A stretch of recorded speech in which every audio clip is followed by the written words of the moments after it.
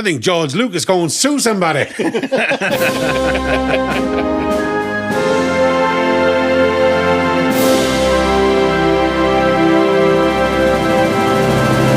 Hello, Talon, and welcome to the Four Takes Movie Podcast. I'm Martin. I'm David. I'm Adam. And I'm Luke. And today we're talking about the 1987 movie Spaceballs, directed by Mel Brooks. Hey, happy birthday, Mel Brooks. 100-year-old. I bet his legs hurt. Happy birthday, Mel Brooks. Reaching 100. He's lucky. Before we talk about Spaceballs, though, as we normally do, let's talk about things that we've seen recently. So has anyone been to the cinema? No.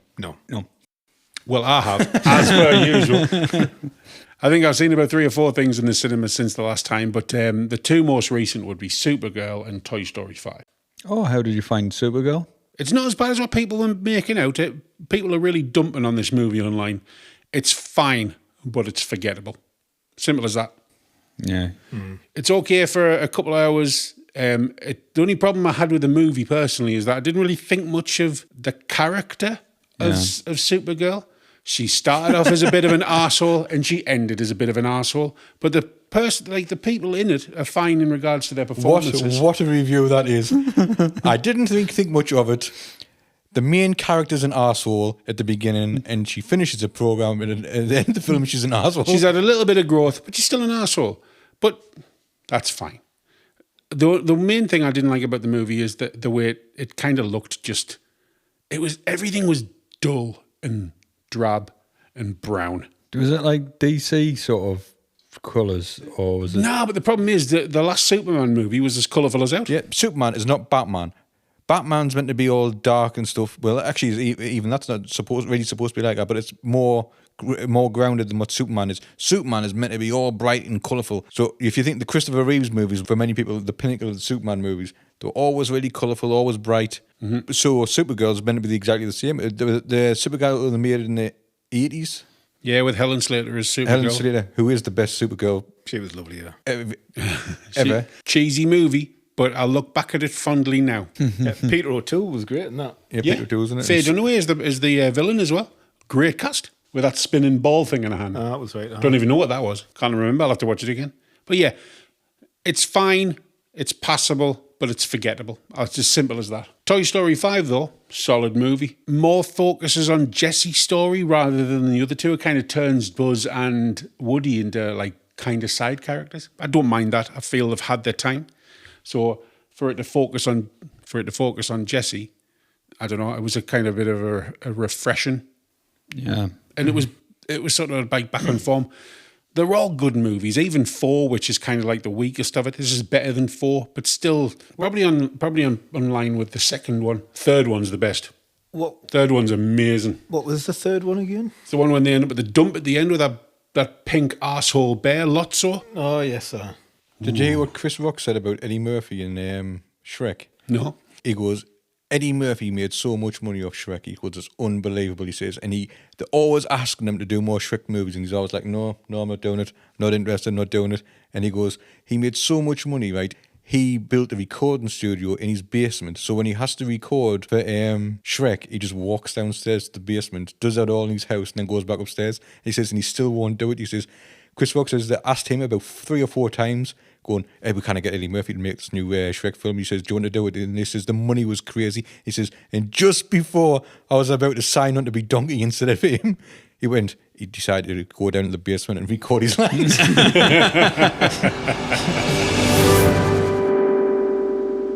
So Spaceballs. Did someone read the synopsis? Here's the synopsis.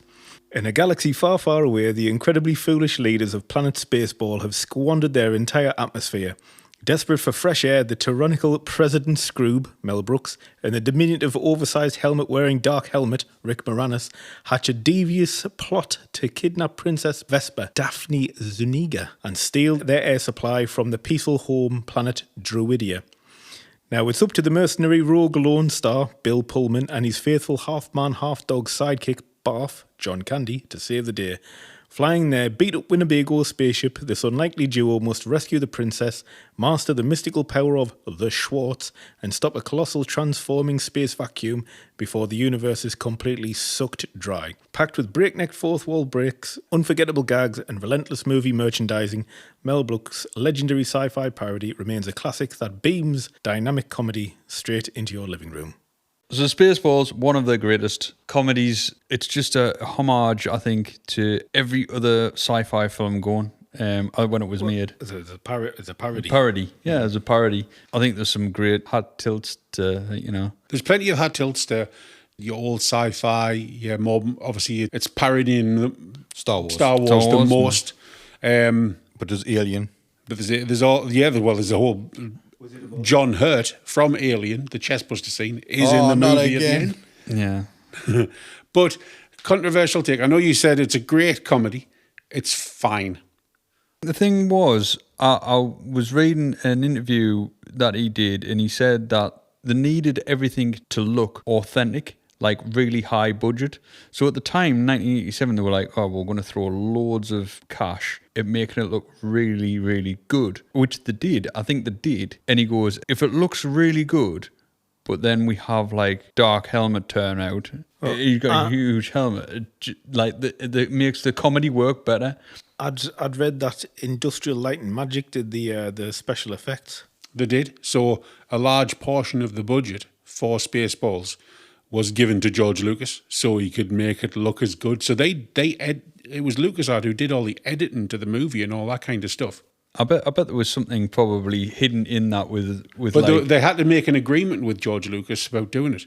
Says they'll do it, but they weren't allowed to produce any merchandise from the movie. yeah, And because of that, they put a load of merchandising joke in the movie. Aye. Well, Spaceballs, the flamethrower. The kids love it. Well, there's a bit in it where it's near the end where the maid is blown up. Suck. She's blowing. And there's a bit in there which is actually it's part of Star Wars which didn't end up in the film, and it's where the escape pod leaves the bay. No, that is in the movie, isn't it? Because it's the bit when the droids get off the ship at the beginning of A New Hope.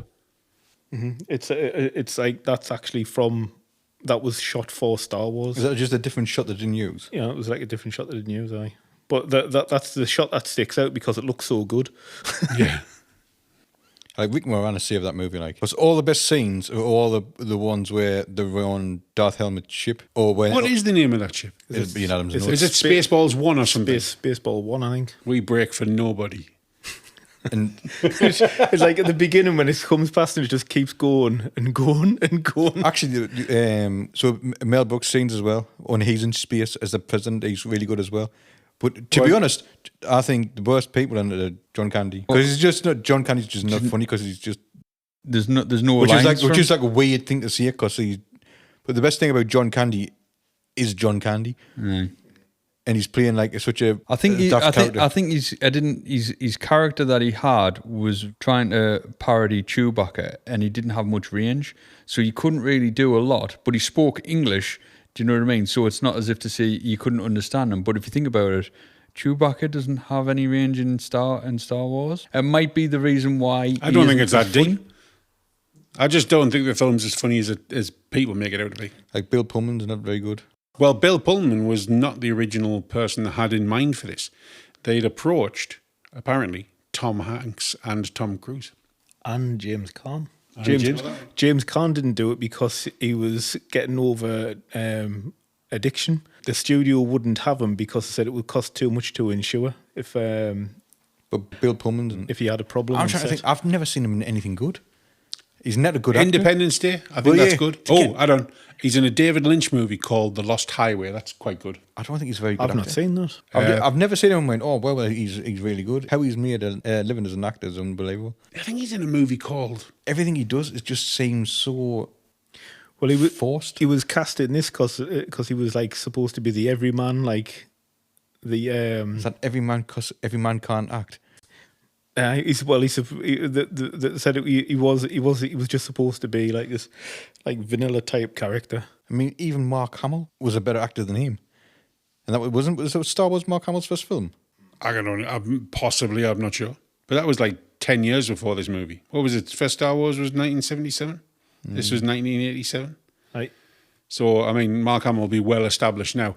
And I think Return of the Jedi would have been out by now. What time when Return of the Jedi come out in, I don't know, 80-something, 82, 81? It was 82, I think. 82. But Mark Hamill never really worked that much. He pretty much went. He went to he does a lot of voice work, just, doesn't he? like just voice work. He's the Joker. I think what happened was afterwards he couldn't really find any work acting because he literally became too famous. There was only one person who I feel came out of the Star Wars movies with a lasting career, and it was Harrison Ford. Even Carrie Fisher. Mark Hamill will always be known as Luke Skywalker. But he spent years trying to get his career back on, and then he just decided, Mark Hamill, and then he just decided to go down the route of voice acting because he just wasn't. He still acts. He was in a film last year, a very good movie called The Long Walk, which was based on a Stephen King movie. He was Stephen King book. He was Cockknocker. Cockknocker. And Jane Silent Bob Strike Back. I think George Lucas going to sue somebody. But it's like the same as Daniel Radcliffe. Daniel Radcliffe, he literally became so famous. He had to go off and go, you know what, I'm just going to do B movies for like 20 years. It's not like he didn't. Anyway, where we going? Back. We're just shooting the shit. Shooting this shit. Yeah, Rick Moranis has never been. I've never seen anything Rick Moranis give a bad performance in anything. The thing is, Rick Moranis is like, he's coming back to act, isn't he? Because he hasn't acted for years. Yeah, he'll do fantastic. Years and I think years. he'll do fantastic when he comes back. I think his wife died. His wife died, and she was really young. She was in early 40s or late 30s or something. And he just wanted to take care of his kids, raise his kids, and then obviously time went past, and it was just like, well, I don't act anymore now. It's been 20 years.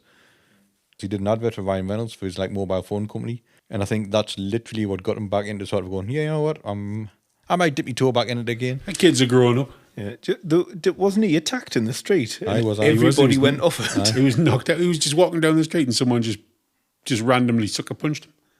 And the whole of it goes, I think it was in New York, and then basically the entire of New York was went, hell no, Not our Rick. because you never seen a crime solved so quickly in New York in the last 50 years. Well, didn't they say they went, we've just getting him back, and he'll go back into hiding. We'll lose him again.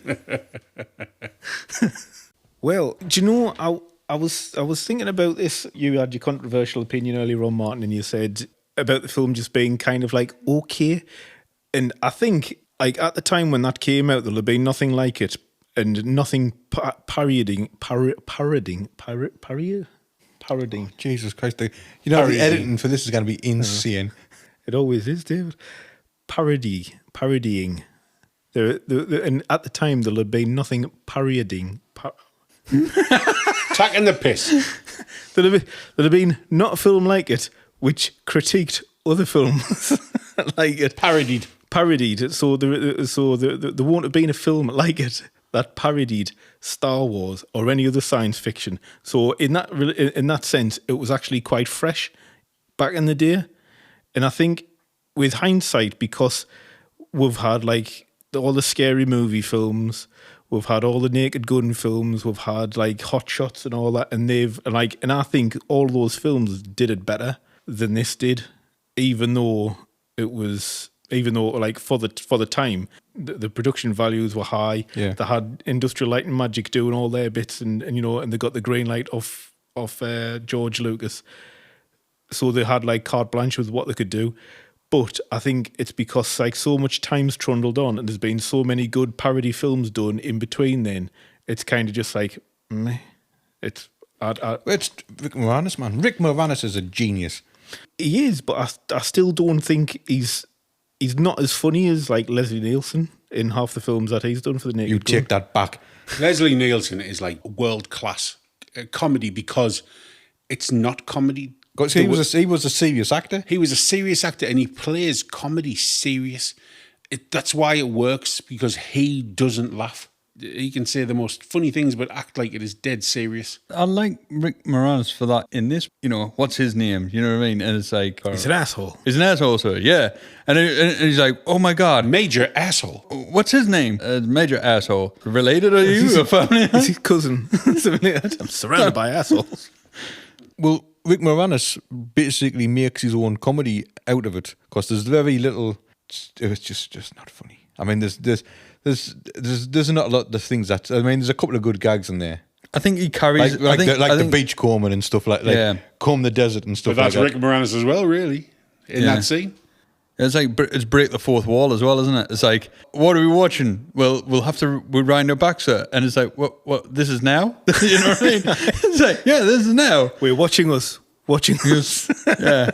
But all of that, I think, every part where it's got like a good bit of humor or a gag, you're not. Rick Moranis is somewhere in that scene, and he's always there because I think he carries a lot of it.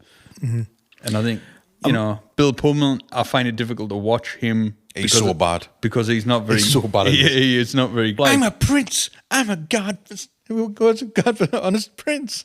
He's like Matt Damon, isn't he? He's worse than Matt Damon. Matt Damon.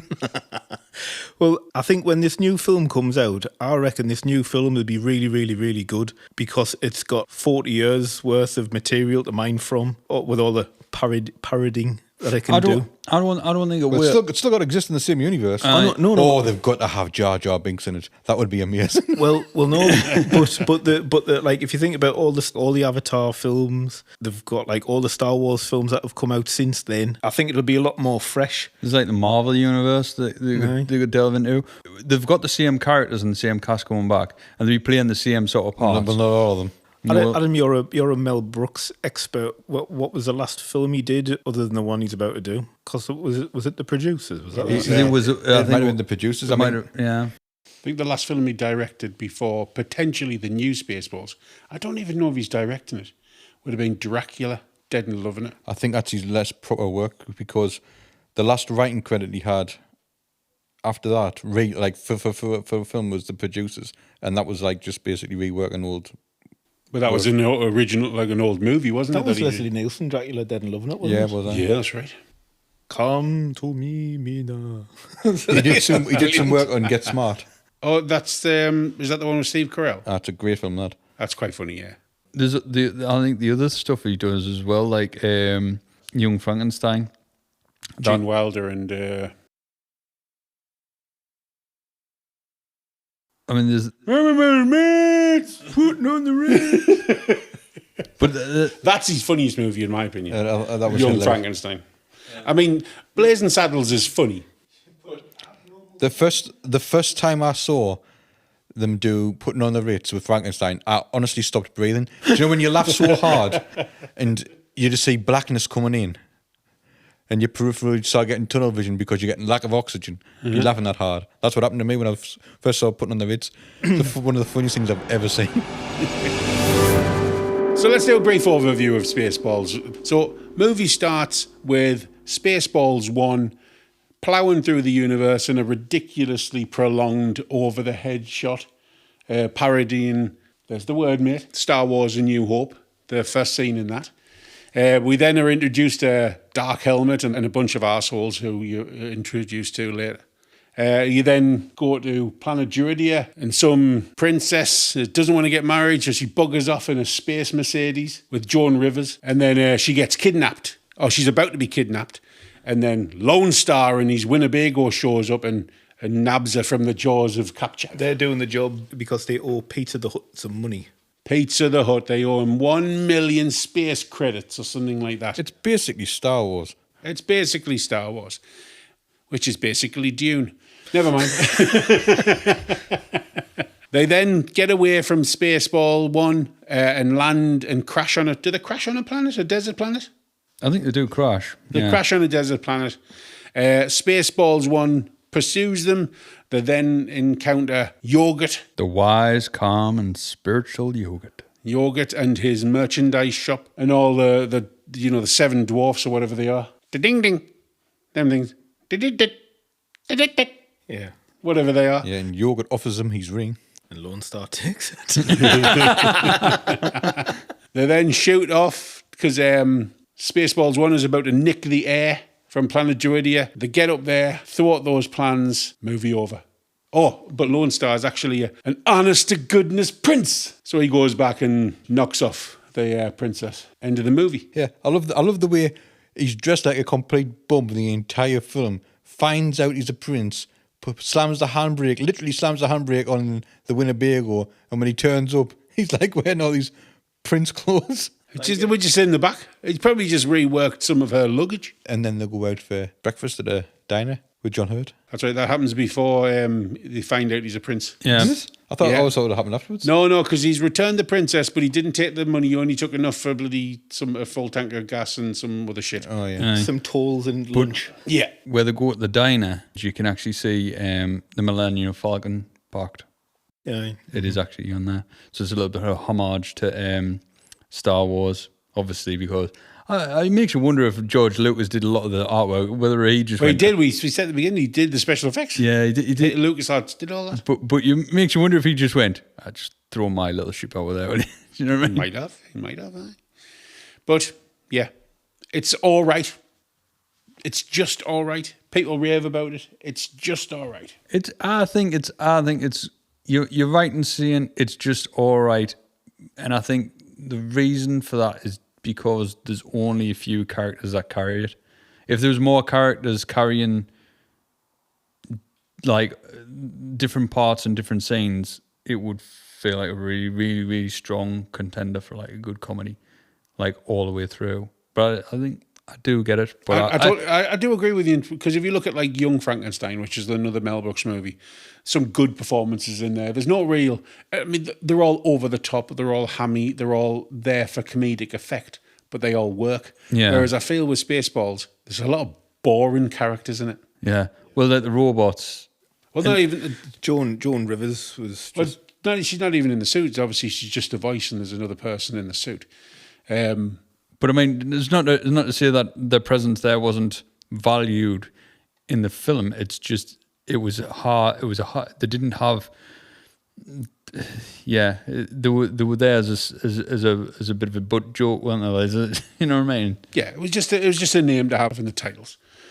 But yeah, I mean, for me, it's a mid-range movie. I think it's a 5 out of 10. 6. What would you think, Lou? 4. I don't even think it's that good. No. It's not even as good as average. I give it a 5.5. 5.5. What do you give it, Adam?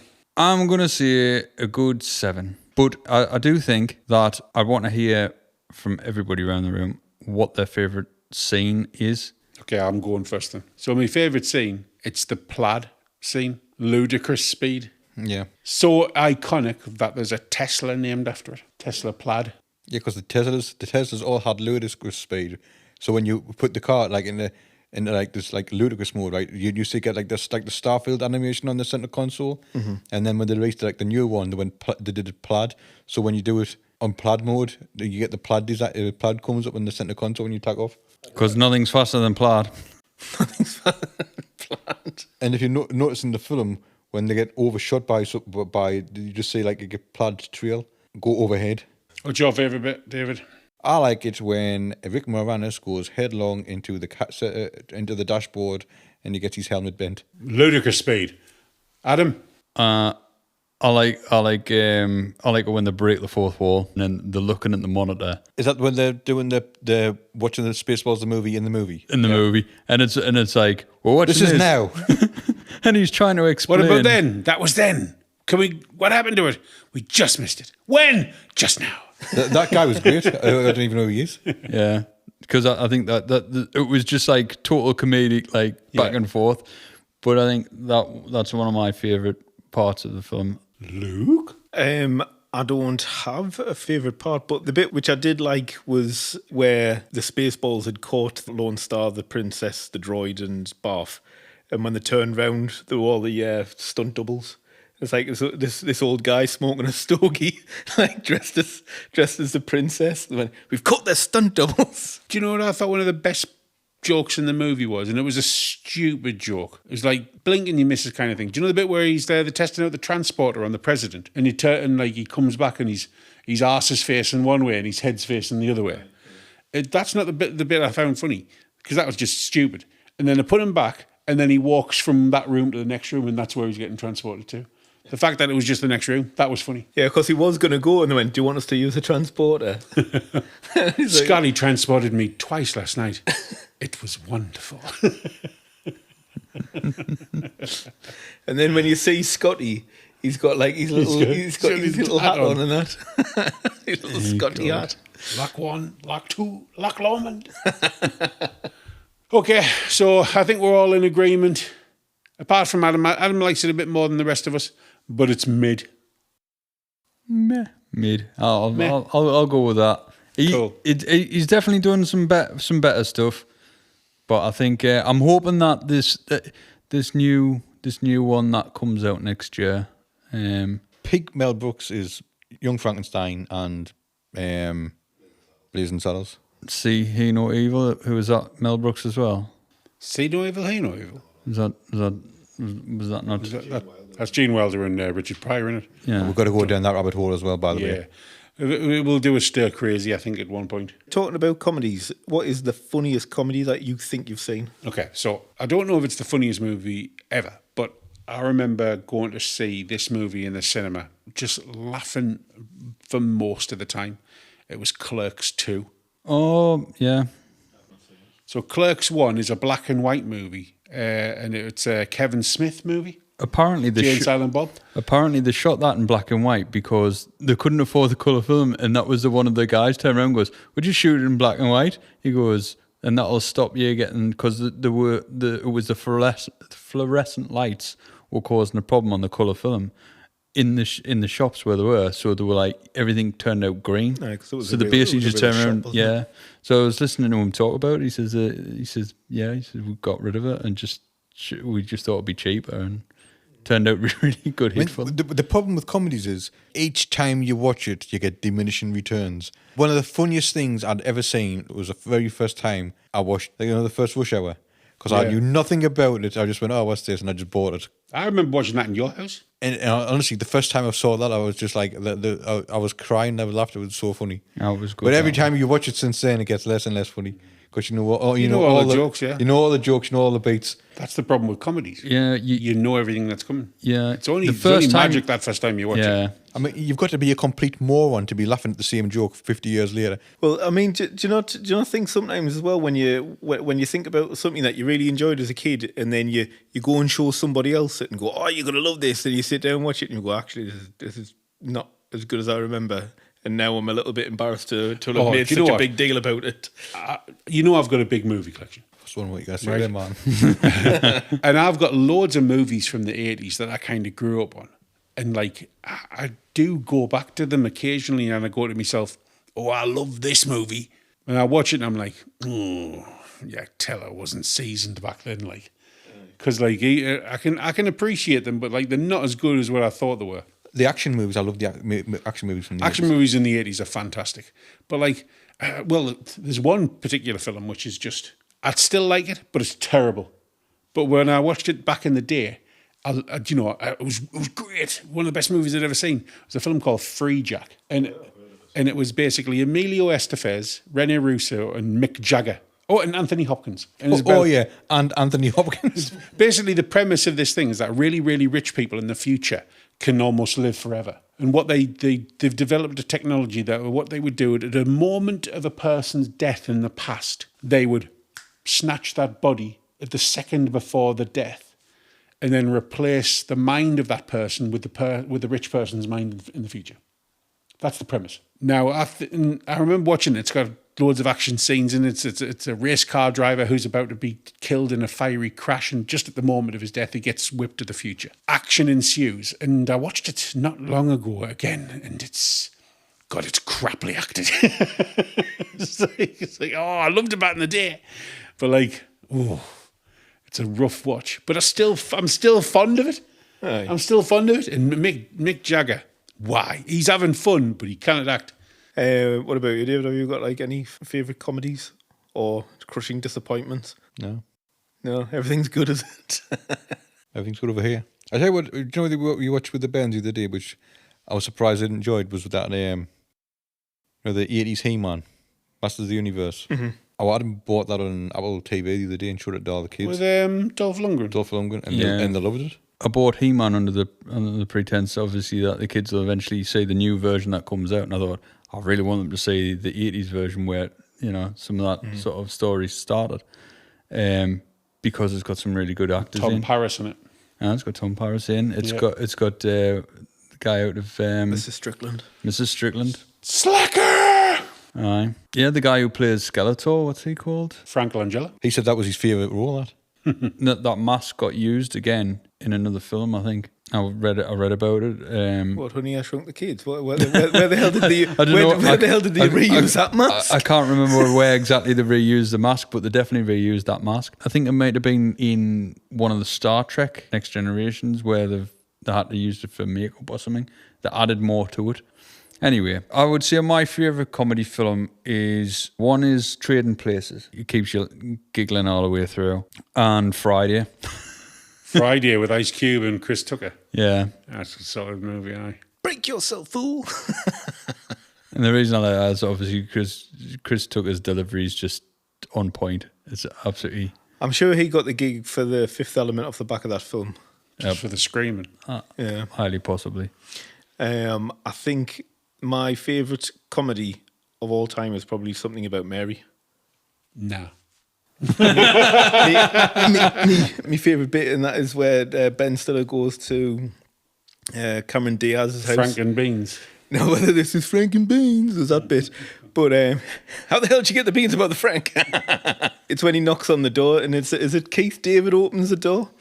And Keith He David, leans back and looks at the number on the house. That is great. and it's just that one little bit is so funny. And he doesn't say anything because obviously he's gone to Cameron Diaz's house, and so like this middle-aged black guy opened the door, and he's like, "Well, what do you want?" He kind of just like leans back and looks. It's so funny. I'll give you that. What's he called? Oh man, he's like the boyfriend. He gets his teeth done. Matt Dillon. Matt Dillon. Yeah. He's talking about tying the kids to the washing line and just having them running backwards and forwards.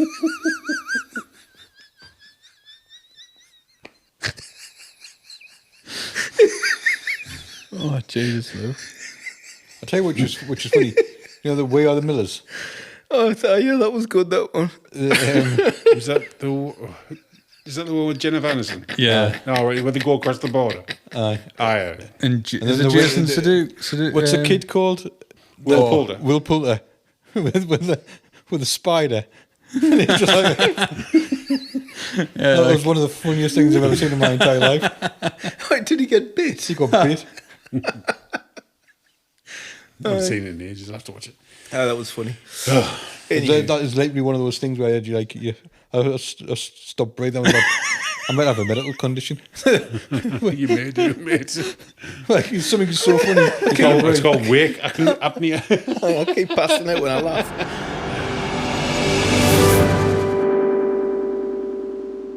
That was our discussion about Spaceballs. What we're going to watch next time. I know you've given us a couple of things like Plunkett and McLean and stuff like that. They're quite niche. I feel we need to stick to like bigger names. But Spaceballs should have been like that. That's got broad appeal. But now I've watched the film again, and I'm It's like, incredibly niche. and it does feel like a niche film. You could do a Chris Nolan film. You could do Dunkirk, although there's not a lot to talk about because there's not a lot of dialogue. That is something to talk about in itself. Children of Men. That's a good one. Oh, Children yeah. of Men is an awesome film. It's a good story to go through. You didn't like Seven? Children of Men was all right. Children of Men is infinitely bleaker than Seven. I don't know. Head in a box. No more births. The end of humanity. But that's like... Yeah, meh. right. On the flip side, what you call his head in a box. Gwyneth Paltrow, some of her best acting. But I've got to say, like... What's in the box? It's Gwyneth Paltrow throwing a voice. Let me out. No, I did like Children of Men. It's just... I think it's a good, solid This is a good movie, I get it. If Any you thought others? 7 was bleak, I thought you'd be fucking rocking in the corner watching that shit. Doing this. V for Vendetta. V for Vendetta is good. That's good. Are we going dystopian future then for the next one? You could do Cloud Atlas. That's a commitment, Cloud Atlas. Oh, no. That's a horrendous It's commitment, like that. 3 hours, isn't it? I think the person that whose career benefited the most from that was Hugh Grant. Oh, yeah. Hugh Grant was amazing in that. Oh, yeah, and he's his really career's never been the same since. He just completely changed direction. Because they realised you didn't have to be some like jittering, foppish love interest. You could be a villain. Do you know where his career actually changed? He had kids, right? And he went, I'm going to... Because apparently in the 80s, he was regarded as quite a good like character actor, and he was all set to be a character actor working in the industry, and he sort of fell into doing rom-coms and all that. And then he got typecast, and he was just like, "I'll just take." What he basically just went, "I make a fortune doing this. I'm quite happy to be that guy," right? And then obviously the work must have started drying up, and he had kids, and he thought, I think he was basically thought, "Me career's sort of like winding down. I've got kids." Well, I mean, there was that thing with the prostitute. No, he wasn't styled that out. Oh, do you know what? He totally styled came out of that. that. He went on a chat show after it happened and just like went, I made a mistake. And do you know what? He totally owned it, and he came out. That did wonders for his career. If you want, we can go Cloud Atlas. If you want. It's a movie. Or do you want something a bit more? Cloud Atlas is not a... It's not a terrible film. It's not a good film. But there's lots to talk about because there's lots of different actors in it. And they're all I want given... to watch a good movie. What do you want to watch? Well, let's just vote on genre first. Sci-fi. Sci-fi always gets a vote. I love sci-fi. Sci-fi. Are we going dark sci-fi, comedy sci-fi, or light sci-fi? We've just done comedy sci-fi. What other comedy sci-fi is there other than Spaceballs? There's Galaxy Quest. Galaxy Quest. Oh my God, Galaxy Quest! See? That's like one of the greatest films ever made. I bloody love that. You could do a dark sci-fi. You could do that, and that opens up all sorts of possibilities. Ooh, we could do a dark sci-fi, and we could really put the willies up at him. Dark City, Oh, I wouldn't mind watching Dark City. Dark City's awesome. like the music. Again, you're just talking about how all our films tend to be really niche. Blade Runner, Aliens. Aliens. No, don't Blade Runner, am I? So we got Aliens, got Predator. I do Aliens. The special edition version with the turrets, with the auto turrets scene. I don't have the special edition. I'll bring it. He hasn't seen Aliens. He's scared of it. Have you ever seen Alien? I've seen Alien. Have you seen Aliens? One. He hadn't seen 5 minutes of any of them. He is petrified.